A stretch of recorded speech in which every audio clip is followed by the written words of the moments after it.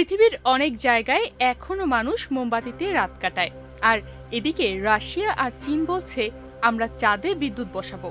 হ্যাঁ, একদম ঠিক শুনছেন আপনি, চাঁদের মাটিতে তারা তৈরি করছে বিদ্যুৎ কেন্দ্র। প্ল্যানটা খুব সিরিয়াস। সবকিছু ঠিকঠাক চললে 2036 সালের মধ্যে চাঁদের দক্ষিণ পাশে বসে যাবে এই বিদ্যুৎ কেন্দ্র। এই খবর জানিয়েছে মহাকাশ বিষয়ক পত্রিকা space.com। মজার ব্যাপার হলো, এই ঘোষণা এসেছে একদম তখন যখন নাসা তাদের 2026 সালের বাজেটের কথা বলল। মানে একদম টাইমিং মিলে গেছে। অনেকে বলছে এটা বুঝি মহাকাশ নিয়ে ঠান্ডা লড়াই। রাশিয়ার মহাকাশ সংস্থা রোসকসমসের প্রধান ইউরি বরিভস অনেক আগেই বলেছিলেন, আমরা চাঁদে রোবট দিয়ে বিদ্যুৎ কেন্দ্র বানাবো।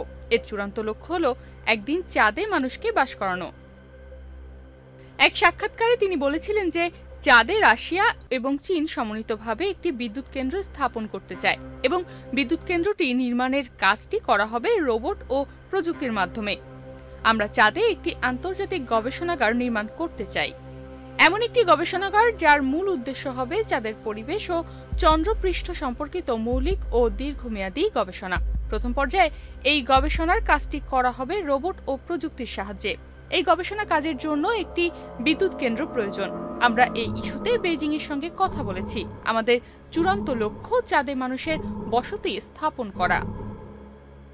এই প্রকল্পে শুধু রাশিয়া আর চীন না, পৃথিবীর 17টা দেশ ইতোমধ্যেই আগ্রহ দেখিয়েছে। সবাই বলছে চাঁদে জায়গা চাই, মানে চাঁদে বাসা নেওয়ার জন্য এখন কম্পিটিশন শুরু হয়ে গিয়েছে। বিশেষজ্ঞরা বলছেন আগামীতে হয়তো পৃথিবীর কোনো মানুষ পোস্ট দেবেন, চাঁদে বসে আছি, চার্জ কম, একটু পরে কল দিচ্ছি। চাঁদে বিদ্যুৎ মানে শুধু আলো না, এটা ভবিষ্যতের নতুন পৃথিবীর শুরু। তনিমা রহমান, বাংলাদেশ প্রতিদিন।